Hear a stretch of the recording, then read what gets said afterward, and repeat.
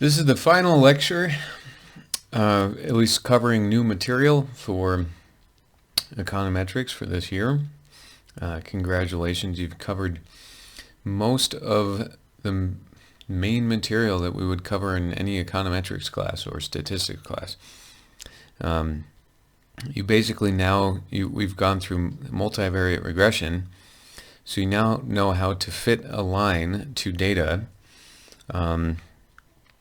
It's fairly simple once you have the data in a statistical software package, and you can just run a line of code and you get a line fit to the data. Everything from here on out is just building on that theme. It's fitting better lines to the data and tweaking your models so that you're using the best model or the most appropriate model for the data that you have. So anything that we would cover beyond what we've already covered is sort of an extension on that. So this year I thought maybe I would cover binary dependent variables in the linear probability model. Sometimes I cover time series. So I'm going to quickly go through chapter, I think it might be chapter 9, it's at least lecture 9, the notes of lecture 9, binary dependent variables in linear probability models. So we're going to talk about linear probability models, the Probit and Logit regression, and estimation and inference in Probit and Logit regression. First of all, recall what a binary variable is. So if x is our variable, it could be 0 if female and 1 if male.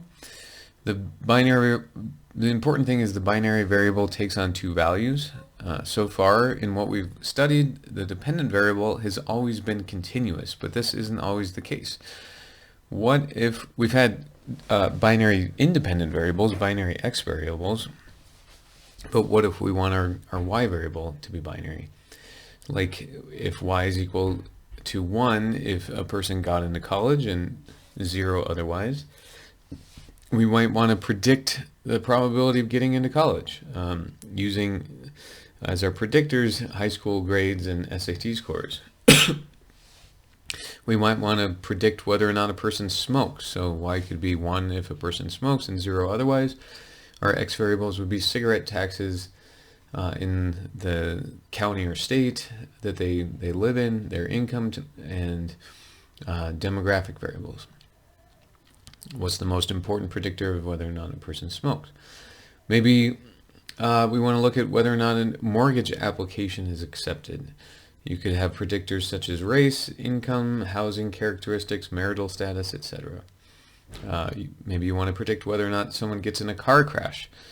And the predictors would be alcohol, a percent of alcohol in the bloodstream, type of car they're driving, the color of car, things like that. So there's many applications for this, for y being a binary variable. Those are just some examples. And so the starting point for this discussion is the linear probability model. So if we have our regular old model, yi equals beta 0 plus beta 1 xi plus ui, the question is, what does beta 1 mean in this context when y is binary? Is beta 1 equal to the change in y over the change in x, or the derivative of y with respect to x? Well, it can't really be the case because y is binary. We can't take the derivative of a binary variable. It has a discrete change. It goes from 0 to 1. So what does this beta 0 plus beta 1 x mean when y is binary? What does the predicted value y mean when y is binary? So if we plug in our value of x with our beta coefficients, we're not going to get 0 and 1 for y hat. We're going to get some percentage here. So I just gave it away. 0.26 means a 26% chance of being 1. So yeah, what does y hat equals to 0.26 mean for y equals 1 when a person gets into college? It means they have a 26% chance of getting into college. In the linear probability model, predicted values of y are interpreted as the predicted probability that y equals 1 and beta 1 is the change in that predicted probability for a unit change in x. So there's the answer to the question. Y hat is interpreted as the predicted probability that y equals 1. So if y is going to college, this means a 26% chance of going to college. The beta coefficient, beta 1, is the change in that predicted probability for a unit change in x. So if x is SAT scores, unit change in SAT scores, well, one higher point on your SAT is going to have a beta 1 effect on the probability you get into college. So here's the math. The linear probability model is the same as the linear regression. We write it down the same way. Nothing changes. Recall that when y is continuous, we can take the conditional expectation of the regression model as follows. Conditional expectation of y on x equals the expectation of beta 0 conditional on x plus the expectation of beta 1 times x conditional on x plus the expectation of u conditional on x. So we're just distributing this conditional expectation through here. It simplifies because beta 0 is a constant. This is the population parameter, so it's a constant. Beta 1 and x, well, beta 1 is a constant as well. Expectation of x conditional on x is just x, and then by assumption, well, by construction, this is equal to 0.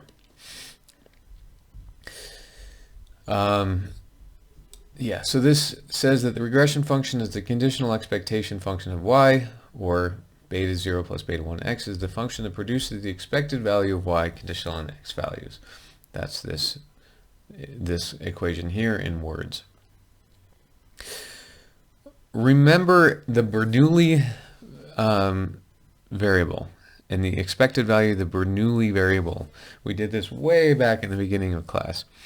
So when a random variable takes on only two values, the expected value of that random variable is just 1 times p plus 0 times 1 minus p. So here we can apply that formula. The expected value of y conditional on x is equal to 1 times the probability that y equals 1 conditional on x plus 0 times the probability that y equals 0 conditional on x. So this bit drops out because it's multiplied by 0. Remember, we're basically just taking the expected value of y, which only takes on these two values, 1 and 0, and then multiplying them by their associated probabilities. That's the expected value formula. This bit's going to drop out because it's multiplied by 0.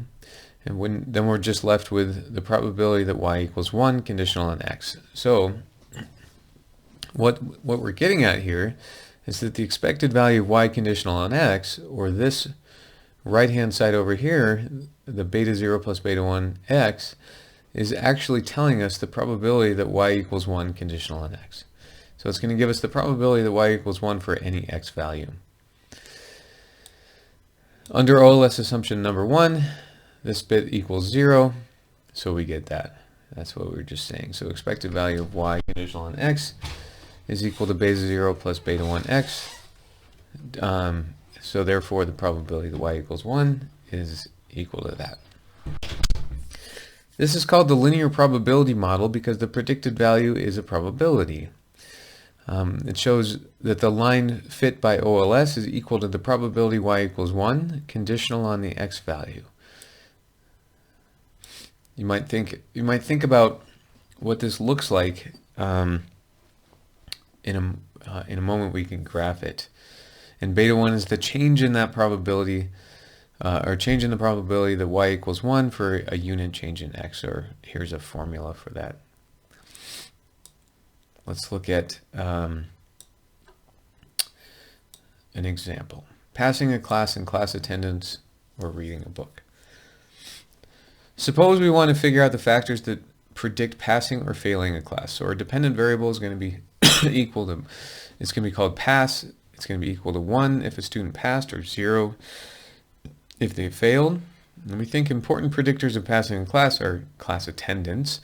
This is going to be measured as the percentage of the class attended by student I, and book reading, the number of chapters read by student I.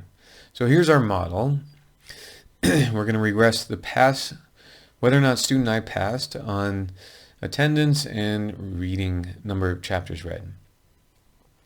First of all, of course, we need to think about what's missing from this model. What are the variables that could lead to omitted variable bias? Maybe a student works at a job. If they worked at a job, it could be correlated with attendance, right? So if you work at a job, you might attend less.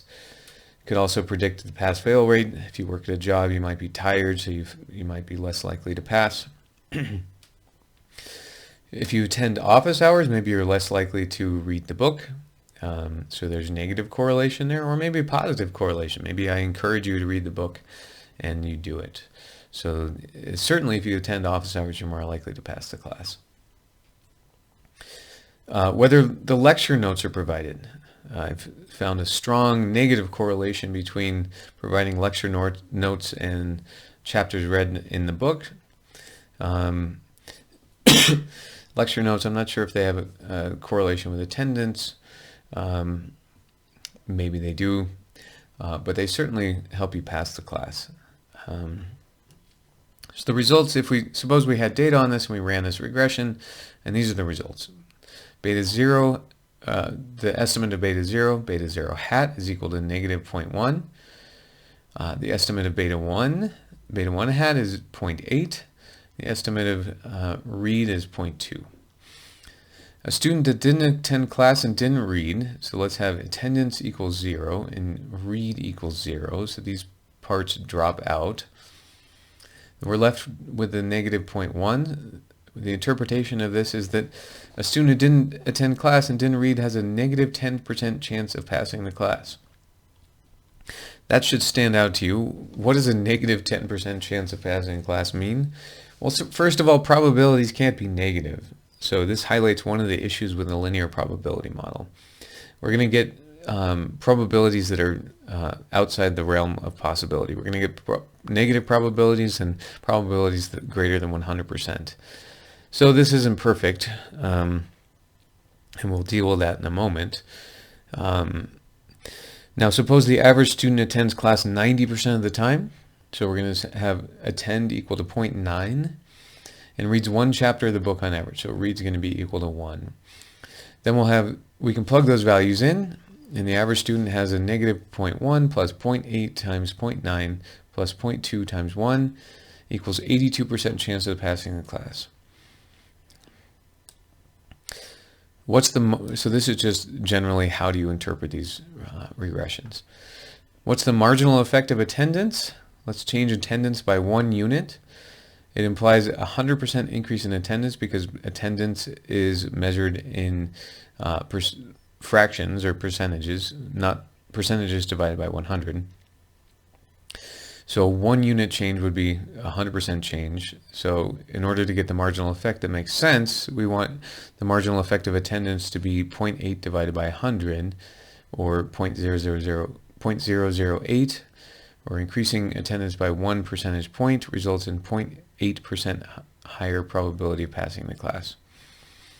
The alternative marginal effect calculation, so let's plug in some values. We can increase attendance to 0.91 and keep chapters read to 1. So now we'll calculate the predicted probability for, sorry about that, 1 second. The predicted probability of passing the class for attendance equals 0.91. It's going to be 82.8%. Now we can get the marginal effect by subtracting the two. So we subtract 82%, the marginal effect, or the predicted probability of passing the class with 90% attendance. Subtract that from 91% attendance, the predicted probability of passing the class with 91% attendance. Turns out we get the same effect, 0.8 or 0.8%, which is what we have up here. So that's good. The marginal effect of reading an additional chapter increases the probability of passing by 20%. So as read goes up by 1, the coefficient here says that our probability of passing a class goes up by 20%, which is pretty good. The example from the book. All right, first I want to point something out here. They give a nice a nice graph that shows how this data would be plotted. So remember our y value, so this could be any y variable here. We'll talk about what it is in a moment, but it could be the probability of passing the class. But it only, in reality, only takes on two values. It only has 0 and 1. And so if we plotted it, if we did a scatter plot of this data, we would only have values on this line here and values on this line here. So these are the zeros and the ones. The linear probability model fits a line to this data, which is somewhat strange because normally we've thought when we fit our predicted regression line to some data and we put it in a scatter plot, that scatter plot kind of traces out the line, hopefully. But here it clearly doesn't. So it's a little funky to think about graphing this thing. But this is what we're getting. We're getting values, hopefully, our predicted values, the values that fall along this line, are probabilities. They're values that hopefully lie between 0 and 1. But this kind of highlights a problem here, and what we saw earlier is that really low x values end up predicting negative probabilities or values below 0, and we could have the opposite. Really high values of the x here could predict probabilities greater than 100%. And we'll deal with that in a moment. But this particular example is coming from the book. It's Mortgage Denial and Race. This is the Boston Fed HMDA data set. So this is real data, and they did this analysis. There's 2,380 observations of applications for mortgages and race. The variables are, is the mortgage accepted or denied? The independent variables are income, wealth, employment status, other loans, property characteristics, and the race of the applicant. So here's the graph of their data, probability of being denied on the y-axis, and the principal to interest ratio on the x-axis. The debt payments, so what is the principal to interest ratio? So the principal is the debt payments, how much you pay each month toward existing debt, such as credit cards, vehicles, phone, and bills. Imagine if you pay more in existing debts, you have less available income to pay off whatever your mortgage loan is going to be, so you're a more risky investment for the bank. So if you have more debt, you're more likely to be denied. So a high principal to high principal to income ratio indicates you pay a lot of income to debts. I think I said interest earlier. That should have been income. So you have not much available income. So if this is equal to 1, that means you're basically paying all of your income into current debt, into credit cards and vehicle loans and phone bills, etc. So they're going to deny you. You have no income to spare. A low principal to income ratio indicates you pay little to debt, so you have more available income. They're going to accept your loan application more often. So here's their linear probability model, and that's exactly what you see. The higher principal to income ratio, a higher probability of denial. Lower principal to income ratio, lower probability of denial. Here's the results from the regression. Deny hat is equal to negative 0.08 plus 0.604 principal to income ratio. So if you have a 0 principal to income ratio, you have negative 0.08, or a negative 8% probability of being denied. What the heck does that mean? That means the banks are so happy to lend you money, they're actually going to give you additional money. What's the predicted value for a principal income ratio of 0.3? Let's plug that in. So the probability of deny equals 1, conditional on the x variable equal to 0.3. It's actually 0.151, or 15.1%. All right, calculating the effects or the marginal effects. Let's see, an increase in the principal to income ratio from 0.3 to 0.4. Now we'll plug in 0.4 and we get 0.212. So we can get the marginal effect of a 10% or 10.1 unit change in the principal to income ratio. This is in percentages. Exactly, but you could kind of interpret it that way. But 0.1 increase in going from 0.3 to 0.4 results in a 0.061, or the effect of the probability of denial of an increase in the principal to income ratio from 0.3 to 0.4 increases the probability by 0.061, or 6.1 percentage points, the probability of denial. What about the impact of race? So then they include black as a regressor.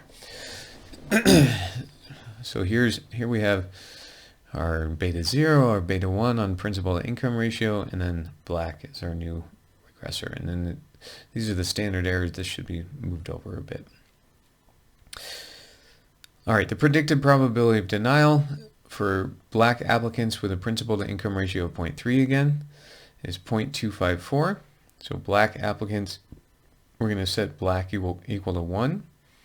For a white applicant with a principal to income ratio of 0.3, it's 0.077. The difference is 17.7 percentage points. So we could have gotten that just by looking at this coefficient. So this says that going from black equals 0 or white to black increases the probability of denial by 17.7 percentage points for the holding constant the principal to income ratio, or controlling for principal to income ratio. And we calculated the marginal effect the other way just by taking the difference in the predicted values at the different levels of the black variable there. The coefficient on black is significant at the 5% level, which suggests that there's some serious discrimination going on in mortgage applications, unfortunately. There's still plenty of possibility of omitted variable bias. How about what's the probability, or what's the predicted probability when the principal to income ratio is 0.1? Okay, so let's plug that in. Probability deny equals 1. That's our dependent variable. Our principal to income ratio is 0.1.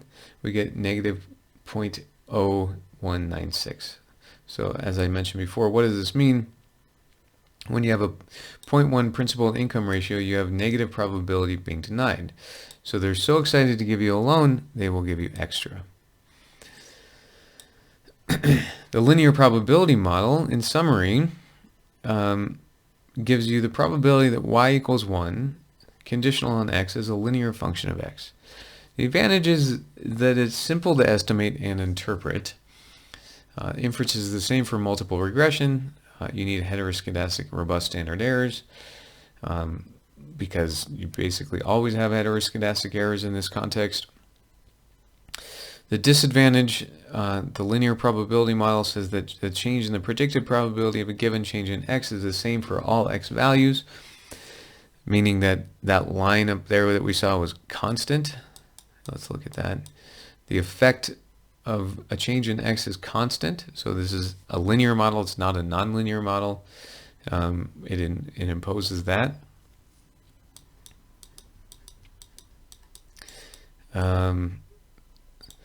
So that's one of the disadvantages. Also, the linear probability model predicted probabilities can be less than 0 or greater than 1, which is bad. The disadvantages can be solved using a nonlinear probability model called a Probit or a Logit regression model.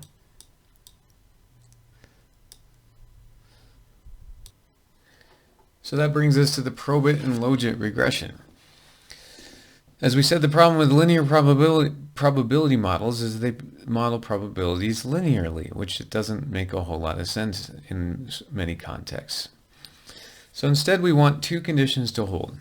The first is the probability of y equals 1 conditional on x. We want that to be increasing in x if the beta 1 is positive. We also, more importantly, want this bit to hold. We want the probability that y equals 1 to be between 0 and 1 for all x. So this requires a nonlinear functional form. We need to cut off those little bits on the above and we want to cut off those little bits that we saw in the previous graph down here and up here. So we're going to look at the Probit regression first. The Probit regression models the probability y equals 1 conditional on x using the cumulative standard normal distribution function, or that little symbol from the beginning of the term phi, z, where this thing meant go look it up on the z table. It's evaluated at z equals beta 0 plus beta 1 x. In other words, we're going to say that the model, our right-hand side, is giving us the z values. So we're assuming that the model, the data has a normal distribution. So the Probit regression model is then the probability y equals 1 conditional on x equals phi of this bit here. So the beta 0 plus beta 1 x. So that's saying take this part, turn it into one value and go look it up on the z table, and that's our probability y equals 1 conditional on x. So here's an example. Suppose that we've estimated this model, and beta 0 is equal to -2, beta 1 equal to 3, and x equals 0.4. So we plug those values in, -2 for beta 0, 3 for beta 1, and 0.4 for x, and we get phi of -0.8. So that means we go look up -0.8 on the z table, and it said, so when we do that, we're getting the probability that y equals 1 conditional on x equals 0.4. So it's the area under the standard normal density to the left of z equals 0.8. In other words, with our model, with our beta hat coefficients, we're getting predicted y values like we were in the linear probability model, except now we're taking those predicted values and plugging them into this phi term, or going and looking them up on the z table to get the probabilities. So the predicted values are not probabilities themselves, they're just values on the z table that we then go look up and then convert into probabilities. So in this case, we have z equals -0.8, which is right here on the z table, and the corresponding value is 0.2119, or roughly 22%. So the probability that z is less than or equal to -0.8, or the probability that the right-hand side when x equals 0.4 is less than or equal to right-hand side when x equals 0.4 is equal to -0.8. Probability that right-hand side is less than that value is 22%. Or with the predicted probability of y equals 1 given x equals 0.4 is 22%. So we're just getting predicted values. Why would we want to use the cumulative normal distribution function? It generates an S-shaped curve which gives us the conditions we want. So the probability of y equals 1 conditional on x is increasing in x if beta is greater than 0. And these predicted probabilities always fall between 0 and 1. So if we look back at the predicted function, it ends up looking something like this. So instead of being a line, it's giving us this curvature, which means that the predicted values always fall between 0 and 1, which has to be the case in reality.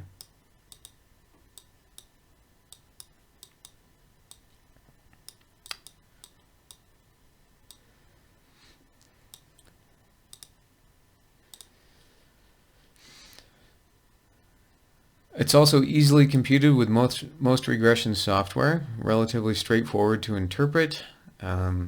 This bit on the right-hand side is just equal to the z value.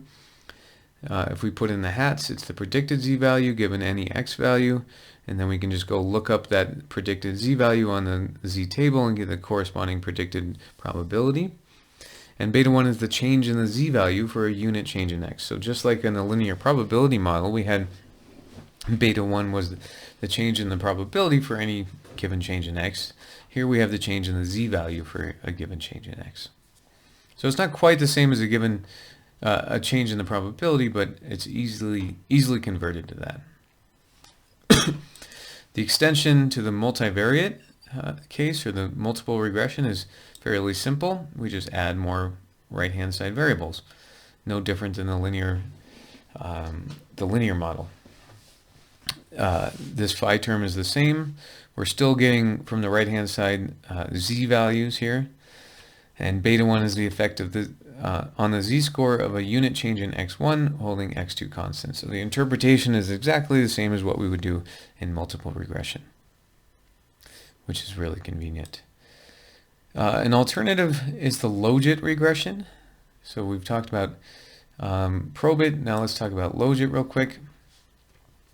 The Logit regression models the probability y equals 1 conditional on x as a cumulative standard logistic distribution function. So now this bit here is equal to z, but where in the Probit model the z was going to be a standard normal distribution, but here we're going to use the logistic distribution. And the cumulative logistic distribution function looks like this. So now we're just going to plug in these values here into this distribution function and estimate this model. Just a quick note, because the Logit and Probit use different probability functions, the coefficients are different in the two regressions, even for the same data set, but they're usually very similar. So now, for example, let's suppose beta 0 is equal to -3, beta 1 is equal to 2, x is equal to 0.4. So the same value we had before. So we get a value of -2.2 when we plug those numbers in. So that means the probability of y equals 1 conditional on x equals 0.4. Plug that into this formula and we get -0.0998, or 10%. All right, so what's the intuition?